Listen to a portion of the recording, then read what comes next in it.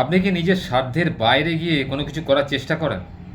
অর্থাৎ যা আপনি হতে পারবেন না, যা আপনি উপার্জন করতে পারবেন না, যা আপনি নিজের হস্তগত করতে পারবেন না, সেগুলোকে বৃথা চেষ্টা করেন এবং সময় নষ্ট করেন? তাহলে বলবো আজকের ভিডিওটা শেষ পর্যন্ত দেখুন। আমি এর উপায় বাতলে দেবো। কি করবেন, কি করবেন না। অনেক সময় আমাদের মন যা চায় সেটা কিন্তু আমরা করার চেষ্টা করি।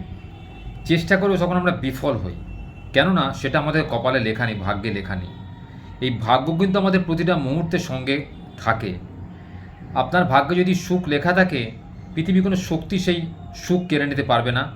আর আপনার ভাগ্যে যদি দুঃখ লেখা থাকে, তাহলে পৃথিবীর সমস্ত শক্তি প্রয়োগ করেও সেই দুঃখ আপনি মোচন করতে পারবেন না। অর্থাৎ আপনার প্রারব্ধ কর্মফল যেটা থাকবে সেটা আপনাকে ভোগ করতেই হবে এই জন্মেতে। আপনি একটা জিনিস করতে পারেন, যেটা আপনার শুভ কর্ম দিয়ে, আপনার পরিশ্রম, মেধা, বুদ্ধি দিয়ে আপনি আপনার জীবনযাত্রাটাকে সুখকর করতে পারেন। সেক্ষেত্রে আপনার খারাপ অবস্থা থেকে আপনি ভালো অবস্থায় উত্তীর্ণ হতে পারেন। কিন্তু চিন্তাটা হতে হবে শুভ চিন্তা। রাতারাতি বড়লোক হয়ে নয়, অর্থাৎ রাতারাতি অসৎ উপায় অবলম্বন করে বড়লোক হওয়ার মানে নিজের দুর্গতিকে ডেকে আনা। আজকাল খবরের কাগজে পাতায় পড়ছেন, টিভির পর্দায় দেখছেন, যারা আজকে কোটি কোটি টাকা আত্মসাৎ করেছিল বিগত সরকারের আমলে, আজকে তারা কি কেউ সুখে রয়েছে? এর থেকে প্রমাণ কি হয়? পরিশ্রমের অর্থ কখনো বিফল যায় না। কারণ আপনি কারোকে ঠকিয়ে রোজগার করেননি। আপনি নিজের বুদ্ধি, মেধা, শ্রম কাজে লাগিয়ে আপনার সেই অর্থ উপার্জন করেছেন। এতে কারোর চোখের জল মিশে নেই। সবাই আপনাকে আশীর্বাদ করে, সবাই আপনার সঙ্গ দিয়েছে। কিন্তু আপনি যদি অসৎ উপায় অবলম্বন করে কোনো কাজ করতেন বা অর্থ রোজগারের চেষ্টা করতেন বা কারোর চোখের জল ফেলতেন, তাহলে কিন্তু আপনার সেই অর্থ থাকতো না।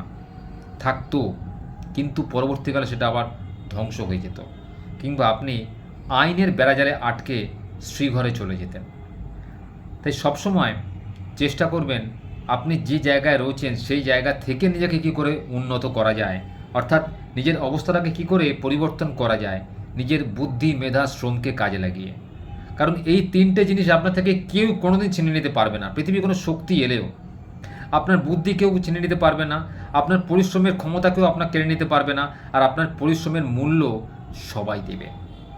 কিন্তু সেটা হতে হবে প্রি প্ল্যান্ড, অর্থাৎ ঠিক মতো চিন্তা করে সঠিক রাস্তায় গেলে।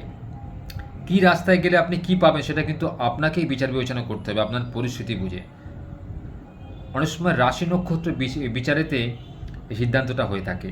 অর্থাৎ কে কী ব্যবসা করবেন, কে কী চাকরি করবেন, সেটা কিন্তু নির্ভর করে সেই বিশেষ জাতকের রাশির বা নক্ষত্রের অবস্থানের উপরে। দেখবেন সব রাশির হাতেতে সব কিছু কিন্তু টেকে না, বা সব কিছু কিন্তু চলে না। কেউ যদি কেমিক্যালে ব্যবসা করতে চান, সে যদি এক রাশির হয়, সে দেখবেন তার কপালে লেখা ছিল প্লাস্টিকের নিয়ে ব্যবসা করা কিংবা লোহা নিয়ে ব্যবসা করা। সেরকম কোনো ব্যক্তি যদি চান সে অ্যাকাউন্ট্যান্ট হবে, সে যদি চেষ্টা করেও বিফল হন, তাহলে জানবেন তার অ্যাকাউন্ট্যান্ট হওয়া কপালে লেখা ছিল না, তার সেলসম্যান হওয়া কপালে লেখা ছিল। তাই নিজের যোগ্যতা, দক্ষতা, নিজের বুদ্ধি, মেধাশ্রম কোথায় কাজে লাগালে কি হবে সেটা কিন্তু আপনাকেই বুদ্ধি দিয়ে বের করতে হবে। এক্ষেত্রে কিন্তু কেউ আপনাকে সাহায্য করতে পারবে না। সৎ পথে থাকলে মধ্যরাত্রিতেও অন্ন জোটে, এই কথাটা আমরা পূর্বপুরুষদের আমল থেকে শুনে আসছি। অর্থাৎ সৎভাবে পরিশ্রমের মাধ্যমে অর্থ রোজগার করলে সেই অর্থ আপনার থেকে কেউ কেড়ে নিতে পারবে না। তাই চেষ্টা করুন সৎ থাকা। সততার একটা মূল্য রয়েছে। সততার মূল্য আছে বলেই আজকে পৃথিবীতে বহু ভালো মানুষের জন্মগ্রহণ হয়েছে, এবং তারা পৃথিবী থেকে চলে যাওয়ার পরও তাদের সেই অবদান আজকে পৃথিবীতে রয়ে গেছে। তারা মানব সভ্যতার উন্নতির জন্য প্রচুর কাজ করে গেছেন। তাদের রাস্তাকে যদি ধরেন বা তাদের যদি পথপ্রদর্শক হিসেবে মানেন, তাহলে আমার মনে হয় আপনার মতো বুদ্ধিমান, বিচক্ষণ ব্যক্তি আর দ্বিতীয় হতে পারে না।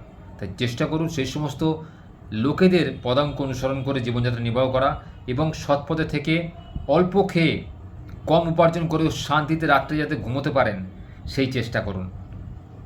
অহেতুক অর্থের পেছনে ছুটে বা দৌড়ে নিজের ঘুম নষ্ট করে, নিজের মানে কি বলবো, নিজের মনের ইচ্ছাটাকে জাগাতে গিয়ে অতিরিক্ত অর্থ রোজগারের নেশায় নিজের জীবনটাকে বরবাদ করে ফেলবেন না।